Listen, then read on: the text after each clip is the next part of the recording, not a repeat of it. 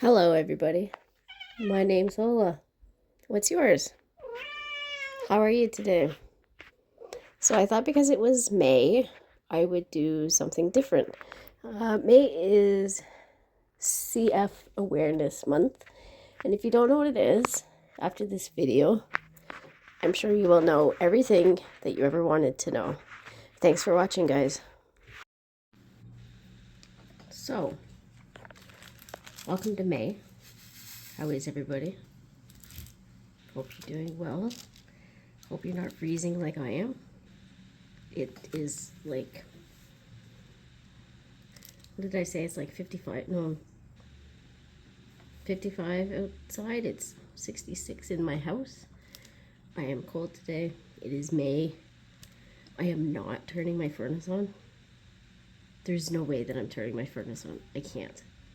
It's not possible. So like I said, it's May, and this is going to be a different kind of video. I'm going to talk your heads off, but it's going to be worth it. Maybe, if you're interested. So May is Cystic Fibrosis Month in Canada and the United States. The ribbon is blue for Canada, and in the States it is purple. So a lot of us just use purple anyways. Purple everything. So I have a purple tray. See, there's my purple tray. I have a purple pen. And that's about it. I don't have a purple cat yet, that's sure. So I thought I would teach you all what cystic fibrosis actually is. You'll hear me refer to it as cystic fibrosis. Cystic fibrosis is another way that we're taught to say it because it sounds the same and it's easier for kids to say.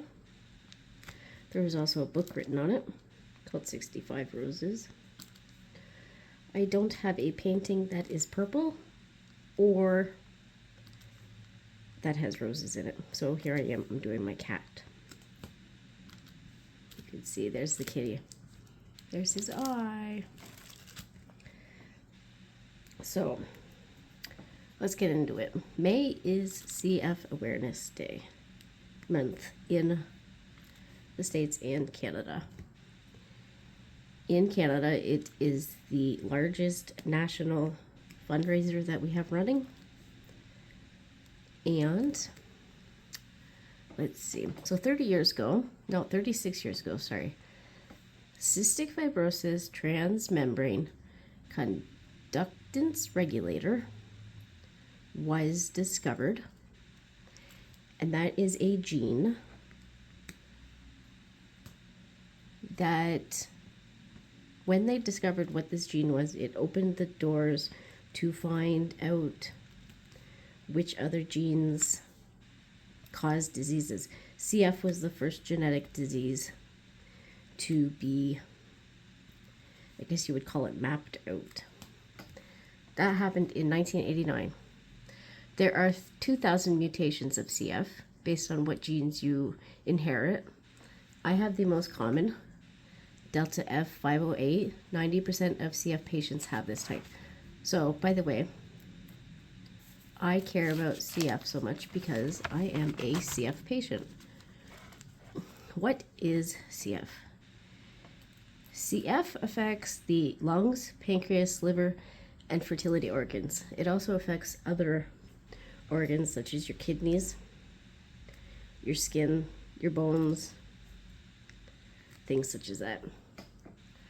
CF is a progressive, genetic, non-curable, and fatal disease.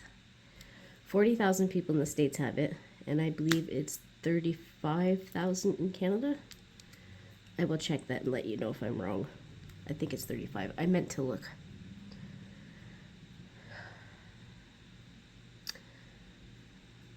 Patients in Canada live longer because of medicines being diagnosed earlier. People in Canada are expected, if you're born nowadays and you are given the proper medication and the proper care, you are expected to live to 57. In the States, the life expectancy is 53. I am not expected to live that long because I was born in the 80s and I already have major progression done. So we will see. So the CFTR that I just mentioned before is a CFTR protein.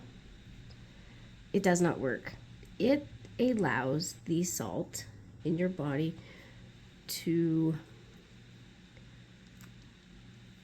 it allows the cells in your body to attract the water in your cells so that there is a salt balance mixture. If you don't have any salt, you won't have any water attracted to it. If you know anything about chemistry and biology, you will know that the more salt you have, the more water will go to it so that you have homeostasis, which is a balance, right? But we don't have enough salt. So everything is sticky. All the mucus in my body is sticky and thick and can't go anywhere because it is so thick. Think of it like wood glue. It's pretty much the same color as wood glue and the same consistency. So in the lungs, the mucus plugs up the airways, germs get trapped, and people with CF, known as CFers, always have a lung infections. Sometimes it is pseudomonoma, sometimes it is staph, sometimes it is MRSA. That is a germ that is resistant to antibiotics. You can get it on your skin, but we can also get it in our lungs. Or you can get B. cepacia, which if you have B. cepacia, you're usually denied a lung transplant. So averting germs as a CF patient is our number 2 goal. Our number 1 goal is to just keep breathing. If our lungs become too congested, it leads to hypoxia, which is low oxygen, infections, inflammation, or respiratory failure. In 2020, I had to think about it for a minute there, sorry. In 2020, I was going into respiratory failure. My lungs were not working as they were supposed to. I was constantly hyperventilating. I was on oxygen 24/7. My doctors were wanting me to get approved for a lung transplant, and I couldn't do it because I had no support. I wouldn't be able to move to Toronto, which is 4 hours from where I live. I would have had to give up my house, my pets. The boyfriend would have had to find a job if he was going to move with me. Find a job, plus work, plus take care of me, be at the hospital. It wouldn't have worked out. I have no family that could have went with me and no friends that were willing to go. But my mother was nice enough to say that her druggie friend was in jail and I could use his house.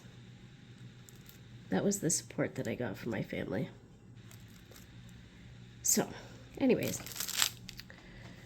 if our lungs become too congested, we can't breathe, obviously, and you get all these crap stuck in your lungs, which can also cause lung bleeds, and that can be major surgery to fix that. If you're lucky enough, it'll go away. I have coughed up handfuls of blood before, and it's not like you cough and it just comes out. You just kind of like hiccup and it comes out and it goes everywhere, and it's like nothing you've ever seen before. So the pancreas is also affected. So the pancreas gets blocked and we cannot digest our food. We get malnourished, low vitamins. We can't digest vitamins A, D, E, or K. The liver can also be blocked or damaged from antibiotics. The kidneys can also get damaged from the antibiotics.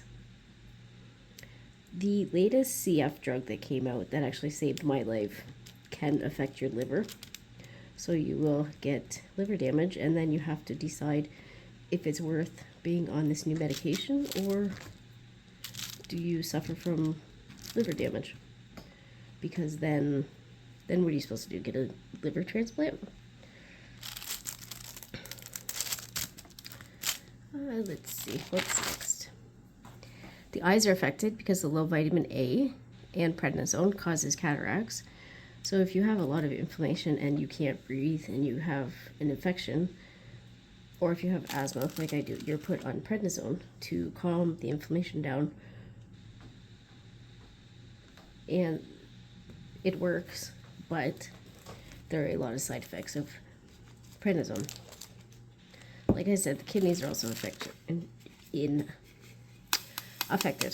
Sorry. I have mild kidney damage. I have actually been hospitalized for acute kidney injury. We're not sure why it happened, but all of a sudden my kidneys stopped working. It might have been an infection, or it might have been a medication I was on. So I had to go in the hospital, and they had to figure that out. My kidneys bounced back to a decent number. They're not perfect, so I have mild kidney disease now. The fertility tract of males is usually not developed. This means male CF patients cannot have children, and in females, the fallopian tubes are plugged. So the egg can't get to where it has to go, which means that people with CF are not having children. And I like to think of that as evolution's way of not allowing CF to be passed on through generations. Because if you can't have kids, you're not passing on your genes. This is partially why I could not have children, because my tubes were plugged. I believe the one was plugged like 60% and the other one was 50 or 60. It was pretty bad. I also had endometriosis, which is not related to CF, and that is why I did not have any children, even though I tried for 10 years. CF patients have clubbed fingers, and we also have brittle fingernails. So here's my fingers. I don't know how well you can see them. So they kind of look like look at this one. This one's pretty bad. Or my thumbs. My thumbs are pretty bad. Can you see that? I don't know. They look like aliens, right? Especially this one. This one looks like an alien. E.T. phone home. That's funny. So we have low vitamin D, so we have brittle nails. As you can see, none of my nails are growing because I have this nail. But my nails are, I have very low vitamin D right now because I have not been drinking milk because it makes me sick. So that's why I've said in other videos that I am trying to find something with vitamin D in it so I do not have to take medication, extra medication. I was on 50,000 units of vitamin D for 8 weeks, and it still didn't help. So, I don't know what we're gonna do. We also have the same chances as an 80-year-old female to get osteoporosis since we don't digest vitamin D. So that's something to look forward to. We also have a 40% chance of getting colon cancer. Now, scientists and doctors are not sure if the colon cancer is such a high rate because of our medication, or is it because people with CF are actually living to be adults now, so it just seems like it's more prevalent. We're not sure, but it's almost like a 1 in 2 chance, right? 40%. 60% people with CF are now adults. And the first time that there were more adults than children was just a few years ago. Maybe 5. It was always a childhood disease, and hardly anybody used to make it into adulthood. I think the oldest person living with it, though, is in their 80s, and there's not that many at all. Like I said, kids being born nowadays are only not supposed to, but are expected to live to be 57, and that's in Canada. So, that's the fun news, eh? Here, I have some notes I wrote down. I'm trying to find my page. Hold on. The page keeps closing. Oh, man. See, this happens when you're in public, right? So, symptoms. People with CF have very salty skin. We are supposed to eat 5 times the amount of salt that a normal diet has, which is great because I love salt. Bring on the sushi and the tacos and the Chinese food. I am all for it. We have long-lasting, noisy, congested cough. A lot of people think that we're contagious, and we're not. It was really hard during the plague. So when the plague was happening, a lot of people said they would be in public and they would cough, and everybody would be like, oh my God, get out of here, you're contagious, blah, blah, blah. I had one person, I coughed, and he looked at me like my head had just exploded. And I said, don't worry, I'm not contagious. And he's like, yeah, that's what you say now. How do I know it's not true? Well, I mean, I don't blame him, but I know I'm not. I also had a doctor, so this was the boyfriend's doctor, and this still bothers me to this day. We went there, he was getting checked out, blah, blah, blah. I was on oxygen, I was coughing, and the doctor said, oh, you think maybe you should quit smoking? And I said, I don't smoke, I'm supposed to be getting a lung transplant. And he says, yeah, that's because you smoke. And I'm like, what? This is coming from a doctor. I mean, he wasn't my doctor, he was a heart doctor. But like, shut your face. He wasn't even joking, like he wasn't laughing, he was being serious. I'm like, whatever. So, back to the symptoms. We have frequent lung infections, which need IV medications and hospital stays, sometimes up to months. Months and months. Usually when I go to the hospital, I can stay anywhere from a week to, I believe the longest I've stayed is actually 2 months. And you think, oh my God, staying in the hospital for 2 months, that's crazy. But it's not. You actually start getting into a routine. You start to get comfortable with the people that are there. You get used to not seeing the outsides. It's almost like being in jail, where it's your new normal, right? It's so nice though to have everybody bring you food and clean for you and do your laundry. And then when you stay in the hospital, because people with CF can't be together, because we could catch the infections from each other. So we have our own rooms, we have our own showers, we have everything brought to us. Like they'll bring the x-ray machine to us. They bring, sometimes we'll have our own medical cart left in our room. So that's pretty cool.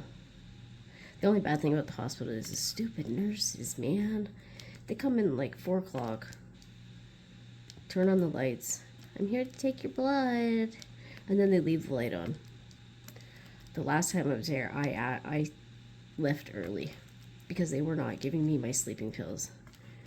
The very last day I was there, I asked for my sleeping medication at 8 o'clock so that the pharmacy would have it there by 9. Well, at like 10:30 or 11, they finally ordered it, and they brought my sleeping pill into my room at 2 in the morning. What am I going to do at 2 in the morning with this sleeping pill if you're going to come into my room at 7:30 and wake me up? Also, this person came into my room, it was like 6:30 in the morning, and they're like, okay, we want to weigh you to see how much you weigh today. And I'm like, I'm going to weigh the same thing at 8:30, you can't come back? I was mad. I hated that hospital stay. That was bad. So I stayed in the hospital during the plague, and I couldn't have any visitors, and that was when my lungs were giving out, so I was in respiratory failure. I couldn't have any visitors. I couldn't leave my room. I couldn't do anything. That was hard. That was a hard time. It was even scarier because I was at a major hospital and all the serious plague cases were being sent there. That was hard. It was scary. I was so afraid to touch anything. I was so afraid to have people touch me. So, I said about the club fingers, I said about infertility. So we have bronchitis, asthma, pneumonia often. We have wheezing a lot, like people with asthma would have. We have SOB, which is shortness of breath. I've told you before in a few videos, I can't breathe. It's hard to breathe today, whatever. That's what that is. It just feels like you just climbed a bunch of stairs, even though you're just sitting here. So imagine feeling like you climbed a bunch of stairs and then you have to climb a bunch of stairs. Nope. Some days I just can't do it. I was okay today. I climbed the stairs and I came back and I didn't even notice it. So that's good. We have awful digestive issues because our pancreas doesn't work. So we don't get any enzymes.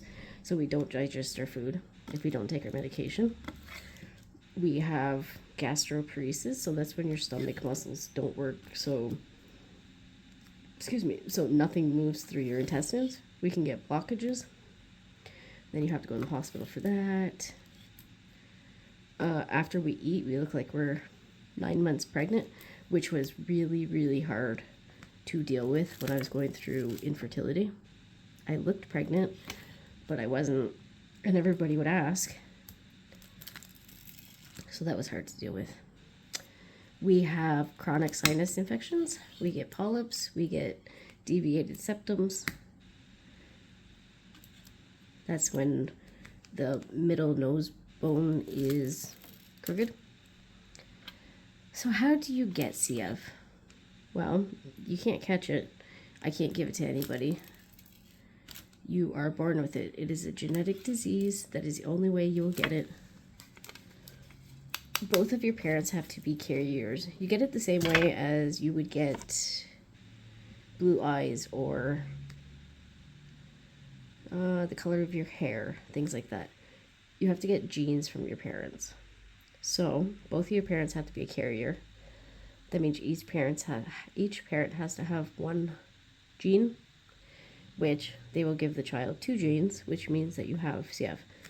So you have a 25% chance of your baby having CF if you're a carrier. If you're going through fertility treatments, they will test both parents to make sure there are no genetic diseases. And if you're both not carriers, then you are allowed to proceed. If you're both carriers of a certain disease, they will not. You will have to come up with a different plan to have babies. So you have a 25% chance of getting CF if both your parents are carriers. You have a 50% chance of the baby being a carrier, and you have 25% chance of the baby not being a carrier or have CF at all. I am not sure what my brother is. He was never tested. I do know that my stepbrother is not a carrier because since my dad is, my stepbrother who was born through fertility treatments would have been tested. So he is not a carrier.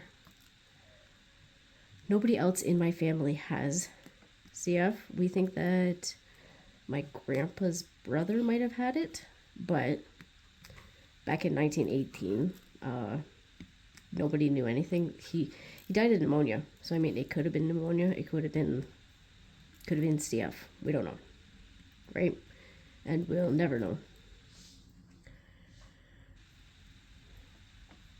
Babies in Canada are tested when they are born, and I don't think it's mandatory in the States yet. It might be.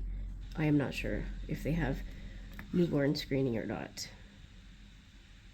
When I was born, I weighed 6 pounds, and I was normal length. I think I was 20 inches.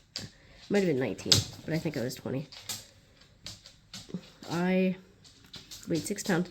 When I was 6 months old, I only weighed 12 pounds. So I had gained 6 pounds in 6 months.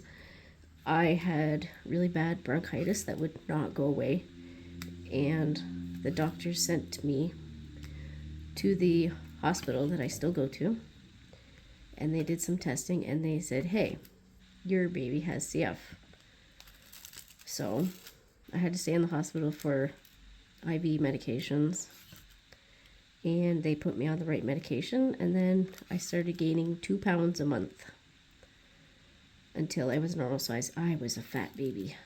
Once I eventually, around age 2, once they eventually had like everything figured out, I was a fat little chubby baby. And then when I was about 2 years old, that's when I started to get hair. I didn't have any hair before that. I just had little peach fuzz. And now as an adult, so I've been extremely sick twice in my adult life, and both times I lost my hair. So I think that when I was a newborn, I didn't have any hair because I was just too sick. Right? Does that make sense?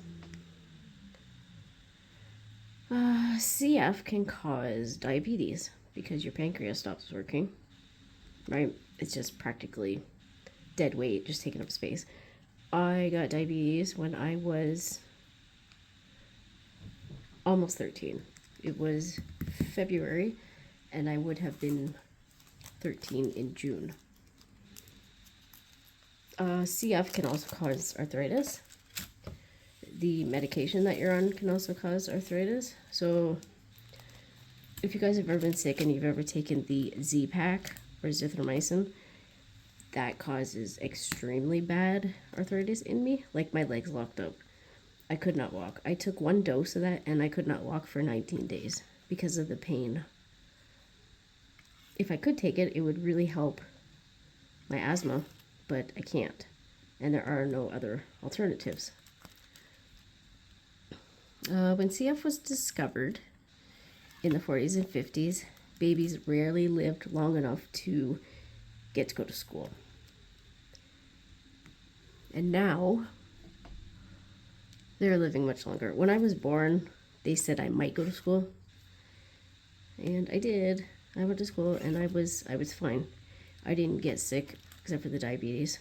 I didn't get sick until I was 19. There is a German proverb that says, "Woe to the child who tastes salty from a kiss, for he is cursed and soon will die." That is a old wives' tale that is actually true. There are not many old wives' tales that are actually true, but this one is. That is one sign that if you kiss your baby and he is salty, he has CF. So there was actually a commercial campaign that used to say, kiss your baby. Kiss your baby. And if anybody's out there and you kiss any of your grandchildren or even your babies right now and they taste salty and you know that they haven't been sweating or they haven't been in the salt mine, please mention it to your doctors. Your doctor may say he's fine and the baby really is, or you might be saving your child. I don't mean to scare you, but this is the reality.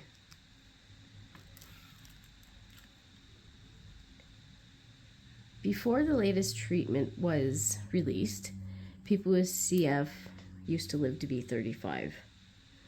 So when I had lung failure, I was 38 and I was considered old. I was considered past my prime and I should have been put on an iceberg and sent to float away in my own little bliss. But a drug came out. It's called Trikafta. Vertex is the drug company that makes it. And it saved me. So Trikafta enters your cells in your body and allows the salt to get where it has to go, which allows the water to get where it has to go, which thins out the mucus that is literally drowning us. Literally drowning us. So then we can breathe better. We don't have as many infections because the mucus can be cleared out. The infections don't get caught. And just a side note, has anybody watched the movie 5 Feet Apart? That is, the girl has CF in there. It's closely kind of related to reality. Parts of it are related to reality. Also, the girl that was in, the movie Bates Motel, that just came out, well, it didn't just come out, but the one that was on Netflix with, I forget what that guy's name is. He went on to do a doctor show. Anyways, Bates Motel, the remake of Psycho.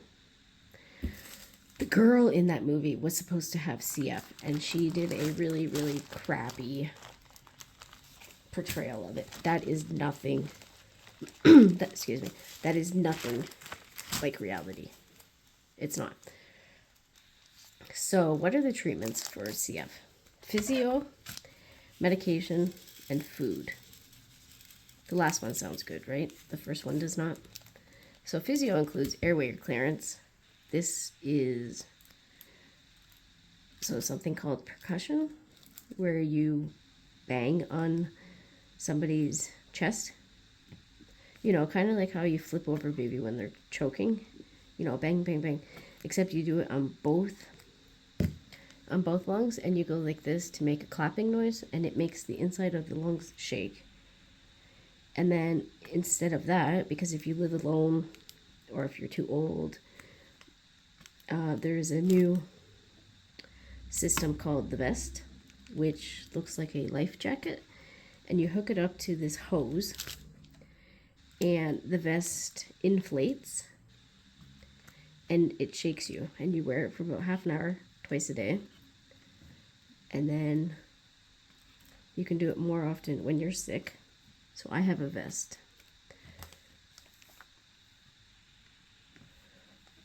So what else is there? Physio. So I told you about the percussion. So you have inhaled medication. So there is an inhaled medication called Palmazine. It is made from hamster ovaries. I don't know the science. I am not a scientist.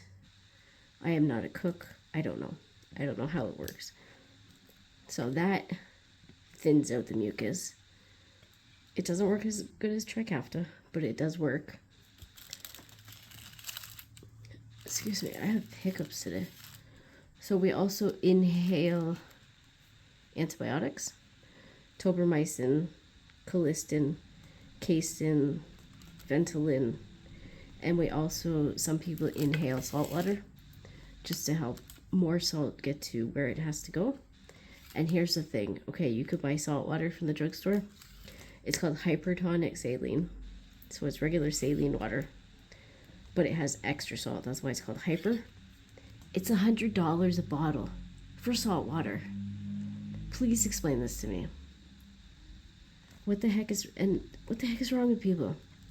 You can make it yourself, but there's a lot of dangers because you have to make sure that all of your equipment is sterile, and you have to make sure that the water is sterile and the salt and all of that. I don't make it. I don't use it either. So physical. This is the part that everybody likes. Physical activities. If you have CF, you are told to move. Move as much as you can. Walk, sports for kids, run if you can, swimming. I can't swim. I don't like water anyways.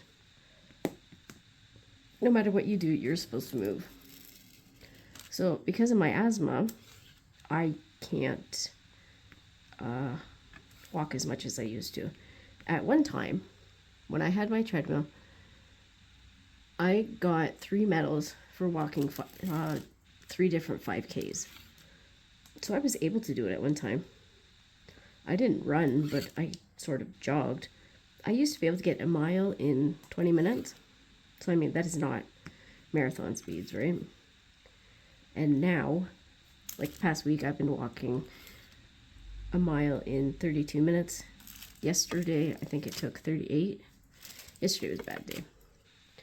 But I wish that I had a treadmill. I wish there was a way that I could afford one, or even a walking pad. There's just no way that right now I'd be able to. Not that I think this will ever happen, because I don't put enough work into it. But if I ever was able to make money online, I would buy a treadmill for sure. I would. So pancreatic enzymes. This is where the fun part comes in. Food. Right? Pancreatic enzymes are pills that are made from pork stomachs, and they digest food. I do not absorb any of the fat-soluble vitamins, A, D, E, and K, because I don't digest fat. I mean, you wouldn't be able to tell it by my face, but that's from prednisone and donuts. We won't talk about that right now. That's a different topic. We have to take extra vitamin D for our bones. Like I said, I am extremely low in vitamin D. We don't absorb vitamin K, which is also pretty bad when you get a lung bleed. Because if you don't have any vitamin K, your blood can't clot, so then your lungs keep bleeding, and sometimes you have to go to the hospital and be put to sleep so that they can go into your lungs and stop the bleeding. I have never had it that bad. I have had 2 major lung bleeds, but not in years. Also, here's a fun fact. I used to have mold in my lungs, which sounds bad enough, right? But I was allergic to it. I was allergic to the mold that was in my lungs, and I used to cough out these black stones from the mold that were in my lung. They were about 1/4 inch wide. I have pictures of them if anybody wants to see. So this is specifically called aspergillosis bronchopulmonary asthma. That means that you have this certain mold which grows on wet stuff, obviously because it's mold, right? But you can find it on carrots and onions. The reason that I got it is because we rented an apartment and the carpet had black mold underneath it.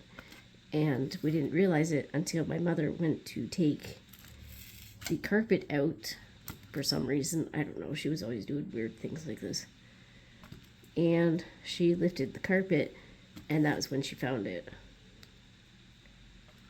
So they had the managers had to fix that right away, but it was too late. I already had it in my lungs, and I had that for a good, I don't know, I just got rid of it a few years ago, so I probably had that about 10-15 years. That's fun. So don't get mold in your lungs. We also have to take Pepcid or Zantac daily for gastro reflux. Our stomachs are slow, so we have gastroparesis, which just means that your intestines don't move as fast as they should, which is why I will go from being skinny mini to looking 9 months pregnant just after one meal. And then the food sits in our stomach, and then it ferments, and it causes heartburn. So sometimes even when I take 2 Pepcids a day, or 2 Zantacs, whatever, I still get acid reflux. And it's bad because even water will make it worse. It's so awful. You can't eat, you can't drink, you can't do anything because it just burns and burns. I have to take allergy medication daily. I have to take sinus medicine daily, so something like Dristan or Sinutab, I think that's what's called in the States. I take that daily. I take asthma medication, so I have 2 puffers plus the liquid Ventolin, so 3 asthma medications that I take sometimes 4 times a day. I also have an injection for asthma, Fasenra. Some of you might have seen the commercials for that. My doctor is trying to switch me off of that because we think that that's why my asthma has been so bad lately, because the injection is wearing off. I've been taking it for 7 years. And he said it just happens. So leave it up to me to have to deal with that. It's always fun around here. So I take enzymes every time I eat. I take 4 of them. I take insulin every time I eat. Allergies, allergy meds, sinus meds, vitamins, Pepsid, Trikafta, and the asthma medications. I take inhaled Ventolin, Palmazine, tobramycin. I take opiates to slow my breathing down. And I also take prednisone. When I'm in the hospital, I take 2 IV medications every 6 hours. And sometimes they'll even add in a 3rd one, depending on what infection I have. In 2021, I was in a group that was called CF Get Loud. And hold on a second. Okay, CF Get Loud. And we made stickers. I made stickers. And people went to the government to protest, and everybody wrote letters, and we were on the news. And some people were speaking in the House of Commons. And we fought the government to get Trikafta covered. Eventually, it got covered. So we did win. So if you feel like something is important and you feel that the government is screwing you over, fight them. I am proof that it can work. It's a lot of work. There was hundreds of us trying to fight, and it was all of Canada, and it worked. It was eventually covered by every single province. The only problem is Trikafta only works on 90% of people with CF, so there is still that 10% that does not have a cure. Well, not a cure, because Trikafta is not a cure. There is 10% of people with CF that don't have a band-aid or a crutch to lean on to try to get better. When I was given Trikafta, here, we're going to get serious for a minute. I keep getting stuck to the glue anyways. When I was given Trikafta, I had already been set up with hospice. I had already denied the lung transplant because, like I told you, I wasn't able to get it. My lungs were failing. I was using 29% of my lungs to breathe. So just imagine you're using a quarter of your lungs to function. That would be impossible, right? I was on oxygen 24/7 because if I was not on oxygen, it would go in the low 80s. I never hit 70s, but it was low 80s.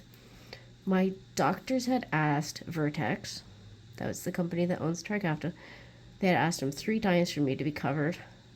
And finally, the 3rd time, my doctor said, look, she is dying. She is set up with hospice. Just give this to her and see if it'll work. And it did. So I started Trikafta February 1st, 2021. And by March 23rd, my lungs had gone up to 48. So think about that. I went from 1/4 of a lung to almost 50% of my lungs working in, 8 weeks. My doctor walked in, and he said the bad word, but he said, holy crap, what is this? I can't believe you did this. I can't believe that your lungs are this amazing. He said, I want you to do the test again just to make sure that it's not the machines, which is awesome, right? So I was at 48, and eventually I got up to 51. I think the lowest I've been since starting Trikafta is either 41 or 43%, which is just, it's mind-blowing. I could have died. I was set up with hospice. Like, I was ready to die. I was okay with it. I knew that this was going to be how my life ends. Maybe not at that certain time, but I was okay with it because I didn't want to do this anymore. I didn't. I could hardly eat, let alone function. I couldn't eat because I couldn't eat and breathe at the same time. I couldn't talk. I couldn't move. It was so difficult to shower. It was awful, especially because of the humidity. And it's a lot of work to shower. If you've ever been sick, you know how hard it is to just stand there and just like not even use soap or anything. It's just so hard to stand there. So I have a portacath in my chest. People with chemo have that. It's for the IVs because I used to get IVs in my hands and my veins can't handle it because the antibiotics are so strong. So then we started getting PICC lines, which are these long wires that go through the vein in your arm into your arteries near your heart. The radiologists denied allowing me to get any more PICC lines because of scar tissue I had. So I partially have tendonitis in my elbows because of the scar tissue, plus a knitting. So that's why I can't use my arms some days. My body is broken. I am old. I am a walking pharmacy. Also, so CF is why my channel is named what it is. So what's my channel name? Lola, the Crafting Sister. So in CF groups, like on Facebook and, well, in the old days we used to have AOL. If you're that old, you remember. But the girls, they're called sisters, and the guys, they're called fibros. You know, kind of like, hey bro. And the girls are sisters. So that's why my channel name is Sisters. It's not because I can't spell the word sister like a sibling. It's because I have cystic fibrosis. Nobody has caught that yet, so I don't know if there's not any people with CF noticing that. They just see my first name, whatever, right? But also nobody has called me dumb, so I appreciate that. What else is there? CF patients have a high risk of depression and anxiety not because of the CF. So CF does not cause depression. Living with CF causes depression because daily life is hard. We do so much every single day just to survive. We know that no matter what we do to survive, we're just going to fail. Our friends are dying. Sometimes it's daily. There are sometimes you will go into the CF groups and it'll just be one after another of people passing away. Those are hard weeks. And then you go a long time and nobody passes away. I have had a few very close patients, a few very close family. Oh my dear, what is wrong with me? I have had a few very close friends die from CF. And it was very hard. It's very hard. You get survivor's guilt, so that doesn't help with the depression. We feel guilty. So like I just said, we feel guilty for being a burden. We feel guilty for surviving when our friends didn't. I remember when I started Trikafta, I kind of felt guilty because there were so many people who needed it. And here I was one of the chosen few who got to take it at first, before it was approved by the government. And there was just so many people that needed it. All the people that were fighting with me against the government. And that was hard. So we're left behind by friends and family, not intentionally, but you know, as you get older, like 18, 19, you go off to college, you go and you meet somebody, you get married, you start having kids. Well, people with CF don't get to do that. There's a lot that get to go to college now and then get a job and they eventually get married, but they're not having kids. And then they have to give up their job. And then you just become a patient. You're not a person anymore. So CF does not cause depression, but living with it is extremely hard.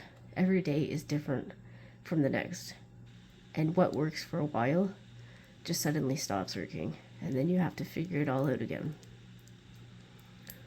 Another fun fact about CF is C19.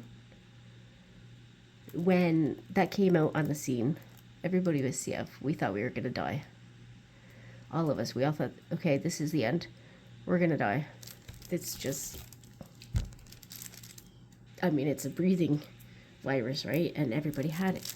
But scientists figured out that C19 and CF do not like each other. And C19 does not survive in a CF patient's lungs. So that's pretty amazing. I think the last time I looked, C19 loses about 20% of its effectiveness.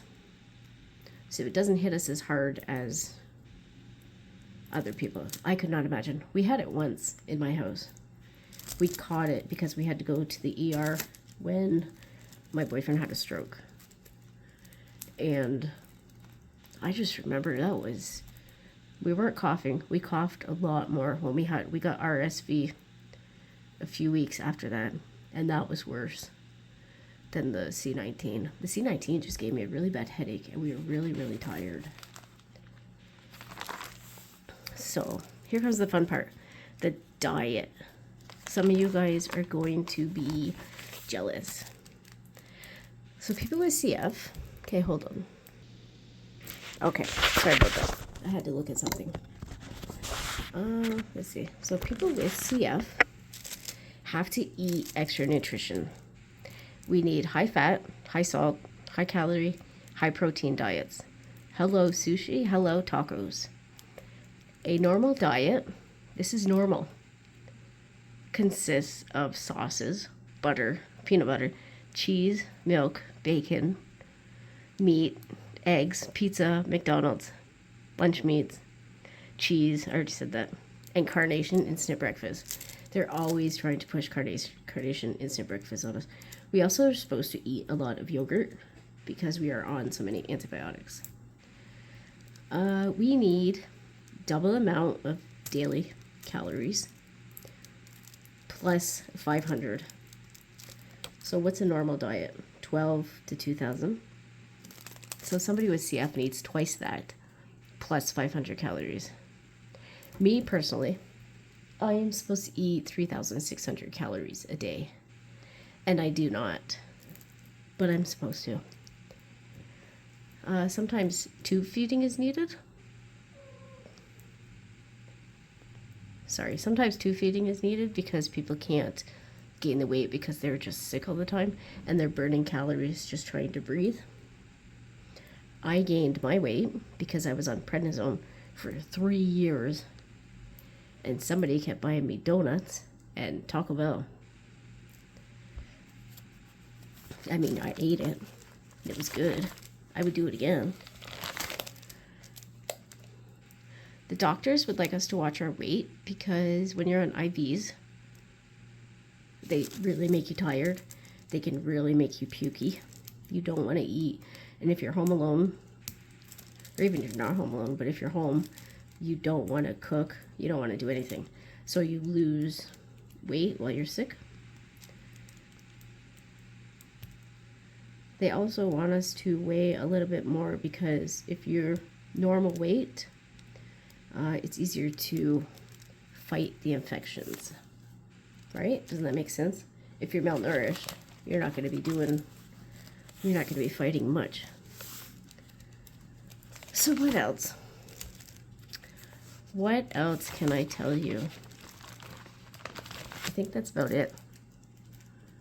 If anybody has any questions, you can let me know. You can message me on Facebook, or you can send me a note on here and I can send an email. Or if you need any phone numbers or any links, let me know. CF is not all bad. I mean, we get to meet some really great people, and thank God for the internet, because I think I've said this before in a video. Before the internet, I thought that I was the only person who had CF because I didn't know anybody. Because in the hospital, or even at doctor's offices, we're kept apart from each other because everybody has different germs, right? I don't want to give what I have to somebody else, and they don't want to give me their germs because that would be bad. And then the internet came along, and suddenly everybody I knew had CF, and it was just amazing. There was these other people who understood what I was going through, and I think the internet really helps that way, because, you know, finally you're in a group of people that just get it. I can't relate to normal people, like when they get sick. Oh no, I have a head cold. Boo-hoo. I mean, I feel bad for you guys because I know how it feels. But you guys also get over it, right? 4 or 5 days later, you feel better. With CF, when we have a good day, we are still sick. We are still congested. We still can't breathe. We still can't function. But anyways, so that is my presentation on CF. I probably left out a whole bunch, but that is the main, what it is, how it affects us, what it's going to do to me, and how I deal with it. Like I said, if you have any questions, let me know. I'm still the same person that I was before you knew I had this. It's not any secret. I mean, it's right there in my name. So it's not like I've hidden anything. I hope that nobody here has any personal connections to CF. I hope that you never have to deal with this and you never have to hear about this again. Wouldn't that be amazing? But if you're one of those people who does run into CF, you'll say, hey, that chick I knew had that. And look at her. She's doing pretty okay. I mean, I don't want to be anybody's hero. There are certainly people that are doing better than I am. I do have one viewer who also has CF, and she had a transplant. So that's pretty cool. I remember when she got the call and when she went and had the surgery. That was a long time ago. And now she's still here and she's still doing decent like I am. So I think that's the end of my speech. Thank you for coming to my TED Talk. Sorry I didn't work on my presentation of my kitty. So yeah, I will resume my daily Dear Diaries tomorrow. Thanks guys, have a good day. And please, please, please stay home if you are sick. Do not touch anything when you go to the hospital. Don't touch anything. Don't touch the doors, don't touch the walls, don't touch the magazines, especially the magazines. And do not touch the curtains in the ER. They're the most nastiest thing in the hospital. Don't be afraid to wash your hands. Don't be afraid to tell your doctor to wash his hands. And love each other. That's all I can ask. Okay, bye guys. This is a PICC line. This is what they put in your arm. That, remember I said the tube that goes all the way to your heart. So there's 2 valves on it because I was on 2 antibiotics at the same time. It goes up through your arm, so it's really long. This is a photo of my lungs before I started Trikafta. And this is a shirt I made. It only makes sense, right? And then this is a photo of my lungs after I started Trikafta. All shiny and glittery. And here's Rigby. Bye, guys.